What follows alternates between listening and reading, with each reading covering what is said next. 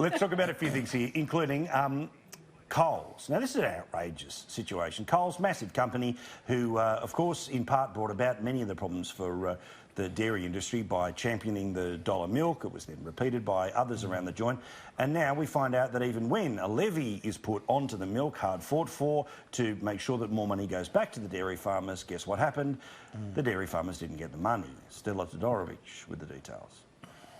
A win for more than 200 dairy farms. Coles will pay $10,000 to each after the competition watchdog found the supermarket giant had been shortchanging its own milk supplier for months. The ACCC threatening to take Coles to court. We believe it's really regrettable that this action had to be taken. In March, Coles made the announcement it would be increasing the price of its own milk by 10 cents per litre to raise money for drought-stricken farmers. However, complaints were made Coles wasn't paying the farmers the amount it had promised.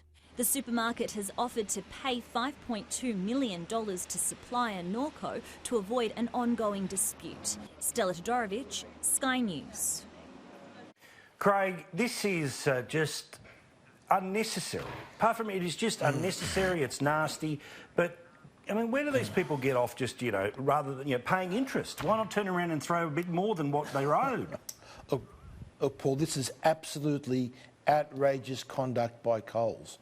What they've actually done, they've exploited the drought, the public's sympathy for our dairy farmers, and put up false and misleading advertising, claiming that they were giving all of the 10-cent pay rise of the price of milk to the dairy farmers when they weren't.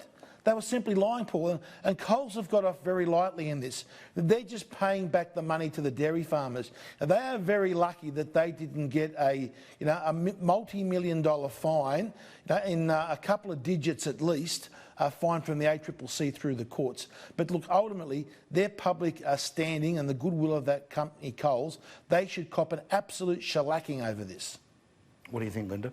Look, I agree with Craig Kelly. I think it's absolutely outrageous. But I guess the issue is none of this should have happened in the first place, Craig. Your government should have had a very well-resourced, more powerful regulator to stop this kind of thing happening. It shouldn't be okay that we are constantly seeing big businesses ripping off either workers or, in this case, their primary producers, the dairy Big businesses like the ABC. Oh, no, big businesses like Coles. Big businesses like Coles that have absolutely, in this case, frankly, lied to the public. Like and then they have ripped off dairy farmers. It's just completely unacceptable. And what is needed to prevent this is well-resourced, really strong regulators. Now, full credit here, this would not have happened without the ACCC. They've clearly done a very good job. But time and time and time again, we hear businesses ripping off workers, not strong enough penalties. We hear businesses ripping off primary producers and people from our regions, not strong enough penalties, Craig. You've got to do something about it. Linda, hang on. Yeah, the regulator here has done a very good job. You can't blame the underfunding of the regulator. Coles have put an ad out where they broke the law. They engaged in misleading and deceptive conduct in their advertising, which is a breach of Australian consumer law. The regulator stepped in, said, if you don't fix this up, we will take you to court. Coles got off lightly. The system has worked. And where Coles will actually face this, the real punishment for Coles will come for the lack of their goodwill, the loss of their goodwill, and the public sentiment towards them. That's what will really hurt their bottom line.